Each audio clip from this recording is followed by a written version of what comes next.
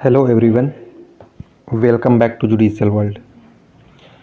हम लोग UP revenue code को कंटिन्यू कर रहे हैं। इसके पहले भी हम लोगों ने कुछ लेक्चर इसके देख लिए थे। आज हम लोग चैप्टर 9 से इसको कंटिन्यू करेंगे, जो बात करता है टेन्योर्स की। इसका सबसे पहला सेक्शन है 74, जो क्लासेस ऑफ टेन्योर की बात करता है। ये बताता है कि इस कोड में कितने क्लास के टेन्योर होल्डर हैं, मतलब किस टेन्योर होल्डर को कितने क्लास में डिवाइड किया गया है। तो ये 4 क्लास में डिवाइड करता है। ये कोड टेन्योर होल्डर को 4 क्लास में डिवाइड करता है: bhumidhar with transferable right, bhumidhar with non transferable right, asami and government lessee. Alright, अगर हम लोग थोड़ा बैकग्राउंड को देखें तो इस कोड के आने से पहले यूपी में 14 टाइप के टेन्योर होल्डर हुआ करते थे। 2006 में ये कोड आया, उसके बाद से अब 4 क्लास में डिवाइड कर दिया गया है टेन्योर होल्डर को। ठीक है, तो बारी बारी से हम लोग देखेंगे कि ये सब के पास क्या पावर है, ठीक है, क्या ड्यूटीज़ हैं और इन सब का मतलब क्या है। तो सबसे पहले हम लोग भूमिधर विथ ट्रांसफरेबल राइट को देखते हैं, जो सेक्शन 75 में दिया गया है। देखिए 75 कोई इसका डिफिनीसन नहीं बताता, ठीक है, या इस कोड में डिफिनीसन नहीं दिया गया है भूमिधर विथ ट्रांसफरेबल राइट या नॉन ट्रांसफरेबल राइट है कौन। लेकिन अगर हम लोग समझें तो देखिए भूमिधर विथ ट्रांसफरेबल राइट में वो सभी पर्सन आते हैं जिनके पास उस लैंड से या उस होल्डिंग से जो एक्वायर किए रहते हैं उनका उस पर परमानेंट राइट होता है, ठीक है, और ट्रांसफरेबल राइट होता है और हेरिटेबल राइट होता है। तीनों राइट उनके पास होते हैं, परमानेंट, ट्रांसफरेबल और हेरिटेबल।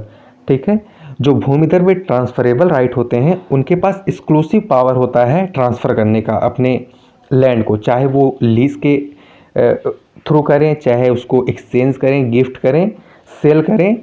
ठीक है, तो एक्सक्लूसिव पावर होता है ट्रांसफरेबल, जो भूमिधर विथ ट्रांसफरेबल राइट होता है उन लोग के पास। लेकिन जो भूमिधर विथ नॉन ट्रांसफरेबल राइट होता है उसमें जो आते हैं पर्सन, तो उनके पास हेरिटेबल राइट तो होता है, उनके पास परमानेंट राइट भी होता है उस होल्डिंग से रिलेटेड, लेकिन उनके पास ट्रांसफरेबल राइट नहीं होता, वो होल्डिंग को ट्रांसफ़र नहीं कर सकते। और जो असामी होता है, जो तीसरे नंबर का टेन्योर है, उसके पास ना तो परमानेंट राइट होता है उस होल्डिंग से रिलेटेड और ना ही उसके पास ट्रांसफरेबल राइट होता है, लेकिन उसके पास हेरिटेबल राइट होता है। ठीक, तो ये कुछ डिफरेंस हैं जो टेन्योर होल्डर हैं इनके बीच में। और सेक्शन 75 बात करता है कौन कौन से पर्सन भूमिधर विथ ट्रांसफरेबल राइट कहे जाएंगे इस कोड के अंतर्गत। ठीक है, तो अगर इसको हम लोग देखें तो ये 2 क्लॉज है। सब क्लॉज 1 कहता है every person who has a bhumidhar with transferable right immediately before the date of commencement of this code. वो सभी पर्सन जो इस कोड के आने से पहले भूमिधर विथ ट्रांसफरेबल राइट कहे जाते थे, भूमिधर विथ ट्रांसफरेबल राइट थे, वो सभी इस कोड के आने के बाद भी भूमिधर विथ ट्रांसफरेबल राइट होंगे, वो सभी पर्सन। ठीक, अगर इसके अगले क्लॉज को देखें तो ये कहता है वो सभी person, every person who in any other manner acquire, जो कोई अदर मैनर से इस कोड के आने के बाद भूमिधर विथ ट्रांसफरेबल राइट का राइट एक्वायर कर लेता है, वो भी इस कोड के अंतर्गत भूमिधर विथ ट्रांसफरेबल राइट के अंतर्गत आएगा। ऑलराइट, और bhumidhar with non transferable right section 76 बात करता है। लेकिन भूमिधर विथ ट्रांसफरेबल राइट के अगर हम लोग थोड़ा सा देखें क्या उसके पास पावर होती है, उसके पास क्या कौन कौन से राइट हैं इस कोड के अंदर, इसको हम लोग नेक्स्ट लेक्चर में कवर तो करेंगे डिटेल में, लेकिन यहाँ अगर थोड़ा सा देख लें तो एक आइडिया लग जाएगा। तो देखिए भूमिधर विथ ट्रांसफरेबल राइट के पास होता है एक्सक्लूसिव पोजेसन उस होल्डिंग का जिस होल्डिंग पे उसका राइट है। ठीक है, ये 79 का सब क्लॉज 1 बात करता है। और भूमिधर विथ ट्रांसफरेबल राइट जो होता है उसके पास ये पावर होती है कि वो इंडस्ट्रियल पर्पस के लिए, कॉमर्शियल पर्पस के लिए या फिर रेसिडेंशियल पर्पस के लिए भी वो अपने होल्डिंग को यूज़ कर सकता है। ठीक, इसको हम लोग सेक्शन 80 में देखेंगे कि कैसे यूज़ करता है, किससे परमिशन लेनी होती है। तो उसके पास इसका भी पावर होता है, जबकि भूमिधर विद नॉन ट्रांसफरेबल राइट जो होता है उसके पास ये पावर नहीं होता। उसके पास सिर्फ एग्रीकल्चर के लिए ही पावर होता है, वो इंडस्ट्रियल पर्पस के लिए अपने लैंड को यूज़ नहीं कर सकता, अपने होल्डिंग का यूज़ नहीं कर सकता। और अगर हम लोग देखें तो थर्ड नंबर पे आता है right to transfer the holding. Bhumidhar with transferable right जो होता है वो अपने होल्डिंग को ट्रांसफ़र भी कर सकता है by exchange, gift, sale, lease, कुछ भी कर सकता है। उसके पास एक्सक्लूसिव पावर होता है ट्रांसफ़र करने का। ये हम लोग 88 सेक्शन 88 से कंटिन्यू जो आगे का सेक्शन है उसमें हम लोग को देखने को मिलेगा। और अगर नेक्स्ट हम लोग बात करें तो उसके पास एक्सचेंज का होता है, एक्सचेंज का राइट टू एक्सचेंज, अपने होल्डिंग को एक्सचेंज करा सकता है। और बिक्वेस्ट का भी राइट होता है भूमिधर विद ट्रांसफरेबल राइट के मतलब पर्सन के पास, ठीक है, जो 107 सेक्शन से कंटिन्यू है आगे। और एक और राइट उसके पास देखें तो वो सरेंडर जो होता है, सरेंडर का भी राइट भूमिधर विद ट्रांसफरेबल राइट के पास होता है, जो पर्सन होते हैं उन लोग के पास होता है, ठीक है। तो ये कुछ राइट हैं जो हम लोग आगे देखेंगे कि भूमिधर विद ट्रांसफरेबल राइट के पास ये सब पावर होते हैं, डिटेल में हम लोग आगे देखेंगे।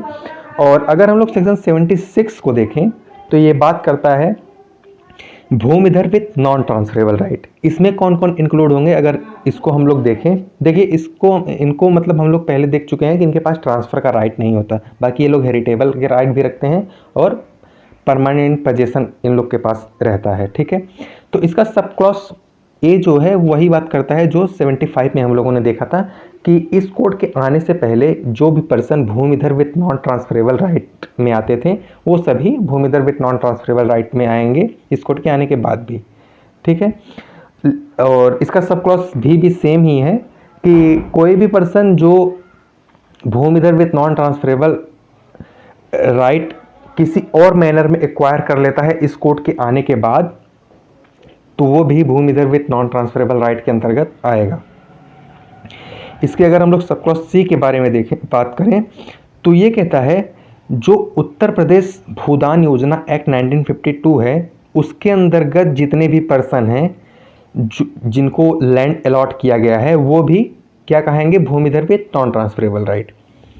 ऑलराइट, अगर इसके सब क्लॉज डी को देखें तो ये कहता है Uttar Pradesh imposition of ceiling on land holding act 1960, इसके अंतर्गत जितने भी पर्सन को लैंड अलॉट किया गया है वो सभी भी भूमिधर विद नॉन ट्रांसफरेबल राइट कहे जाएंगे, उसके अंतर्गत आएंगे।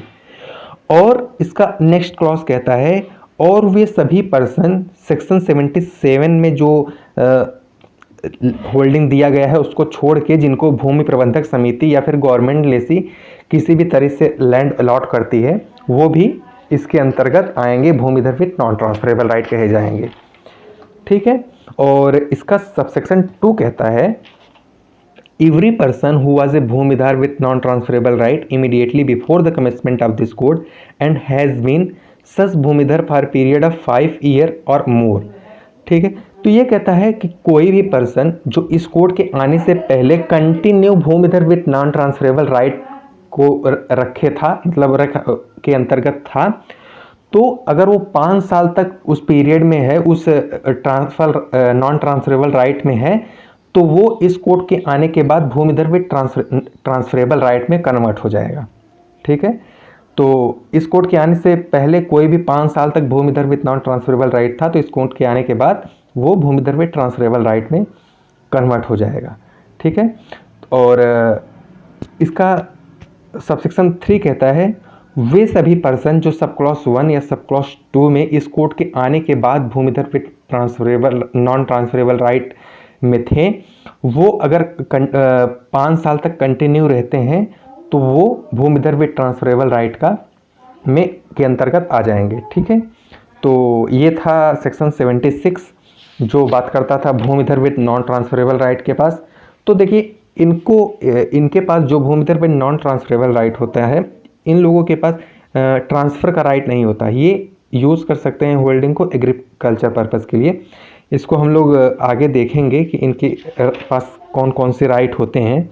तो इनके पास देखिए जो पोजीशन होता है, एक्सक्लूसिव पोजीशन होता है, इसको हम लोग 79 के सब क्लॉज 2 में देखेंगे भूमिधर विद नॉन ट्रांसफरेबल राइट के पास, ठीक है। अगर हम नेक्स्ट बात करें तो असामी की बात करता है जो 78 में दिया गया है कौन कौन से पर्सन असामी के अंतर्गत आएंगे। तो ये कहता है every person belonging to any of the following classes, जो इन नीचे दिए गए हैं 4 क्लॉज, उसमें जो भी पर्सन फॉल करते हैं वो असामी के अंतर्गत आएंगे। तो इसका सब क्लॉज 1 कहता है